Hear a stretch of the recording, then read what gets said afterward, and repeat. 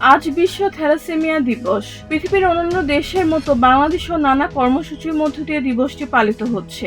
Thalassaemia রোগ এবং এর প্রতিকার সম্পর্কে জনসচেতনতা বাড়াতে প্রতি বছর ৮ মে বিশ্বব্যাপী দিবসটি পালন করা হয়।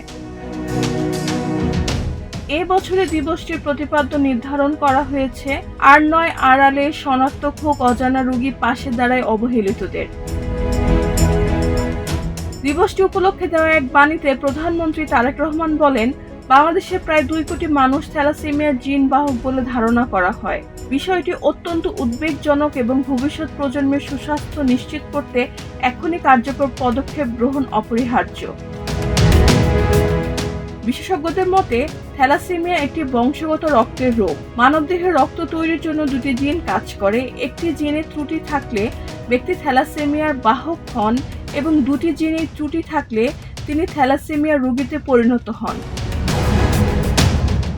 শিশু জন্মের ১ থেকে ২ বছরের মধ্যেই সাধারণত এই রোগ শনাক্ত হয়।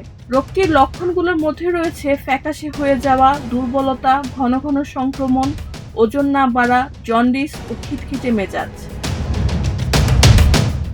বাংলাদেশ পরিসংখ্যান ব্যুরোর তথ্য অনুযায়ী দেশে বর্তমানে ১১.৪% মানুষ থ্যালাসেমিয়ার বাহক। ২০১৪ থেকে ২০১৫ সালে এর হার ছিল ৭ থেকে ৮%। বর্তমানে দেশে প্রায় ৬০ থেকে ৭০ হাজার থ্যালাসেমিয়া রোগী রয়েছে।